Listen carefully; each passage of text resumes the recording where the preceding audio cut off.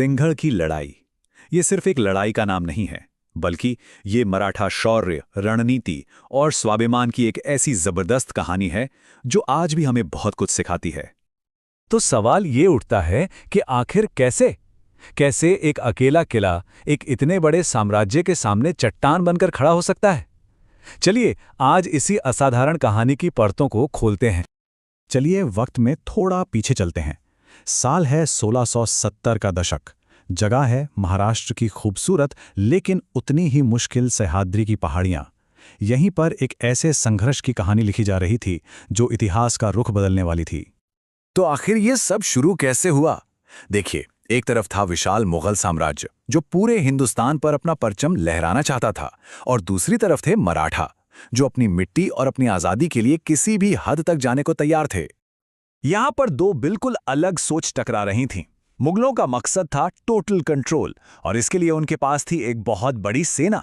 वहीं मराठों का एक ही मकसद था अपने घर की रक्षा करना, और उनका सबसे बड़ा हथियार थी उनकी स्मार्ट स्ट्रैटेजी और चतुराई। मतलब ये सीधी सीधी टक्कर थी ताकत और दिमाग की। और इस पूरी कहानी के बिल्कुल सेंटर में था एक किला, सिंहगढ़। ये सिर्फ ईंट पत्थर का ढांचा नहीं था साहब, ये तो मराठों के गौरव और उनके स्वाभिमान की एक जीती जागती निशानी था। एक ऐसा किला जिसे सब अजेय मानते थे। अब आप सोच रहे होंगे, एक किले के लिए इतनी बड़ी जंग क्यों? सिंघड़ कोई आम किला नहीं था। ये पुणे और पूरे दक्कन के इलाके की तिजोरी की चाबी जैसा था। मतलब जिसके हाथ में सिंघड़, उसी के हाथ में उस पूरे इलाके का कंट्रोल। इसीलिए ये किला दोनों के लिए बेशकीमती था।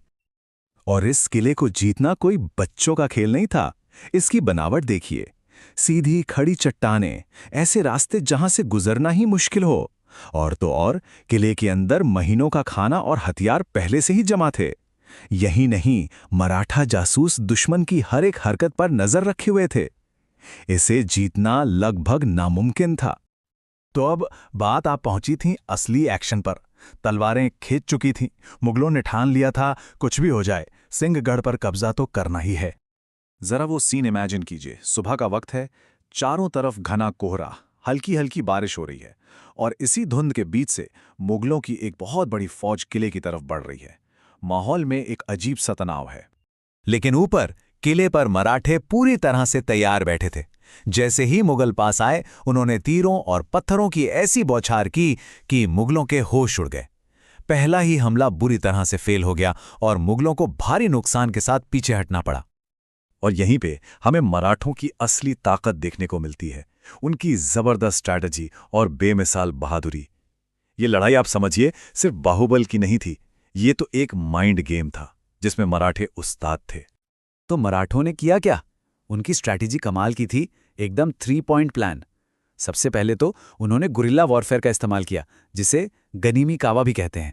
मतलब छिपकर दुश्मन की छोटी छोटी टुकड़ियों पर हमला करो और गायब हो जाओ। फिर किले की ऊंचाई का पूरा फायदा उठाया, जहां से वो हर बड़े हमले को आसानी से नाकाम कर देते थे। और तीसरा काम उन्होंने ये किया कि छोटी छोटी टुकड़ियां भेजकर मुगल सेना को हमेशा कंफ्यूज रखा। अब सोचिए मुगलों का क्या हाल हो रहा होगा। हर नाकाम हमले के बाद उनका हौसला टूटता जा रहा था।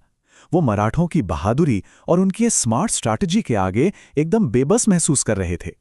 ये सिर्फ एक मिलिट्री हार नहीं थी, ये उनके हौसले की हार थी।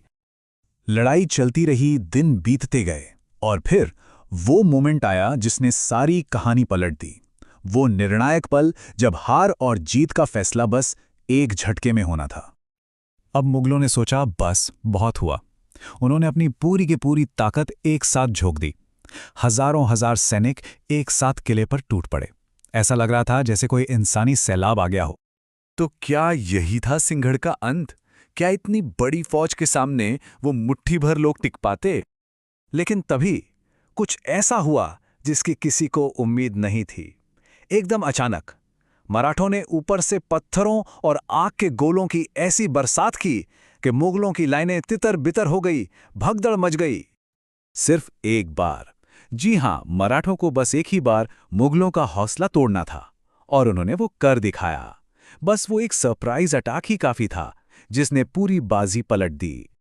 और नतीजा एकदम साफ, मुगल सेना को पीछे हटना पड़ा। सिंहगढ़ का किला अजेय रहा, मराठों की जीत हुई। दो ठीक है, मराठे जीत गए, लेकिन इस लड़ाई का असली मतलब क्या था? इसकी विरासत क्या है? ये सिर्फ एक किले को बचाने की कहानी नहीं है, ये उससे बहुत ज्यादा है। देखिए, इस जीत के बाद कई चीजें हुई। एक, सिंहगढ़ सुरक्षित रहा, जिससे मराठा साम्राज्य और मजबूत हुआ। 2, ये लड़ाई आने वाली पीढ़ियों के लिए मराठा बहादुरी और स्मार्ट प्लानिंग का एक सिंबल बन गई। लेकिन सबसे बड़ी बात जो साबित हुई वो ये थी कि सही स्ट्रैटेजी और हिम्मत के आगे बड़ी बड़ी सेनाएं भी कुछ नहीं कर सकती। और ये कहानी हमें एक दिलचस्प सवाल के साथ छोड़ जाती है। सोचिए जरा, इतिहास में और कितनी ऐसी कहानियां छिपी होंगी जहां दिमाग ने ताकत को हराया हो।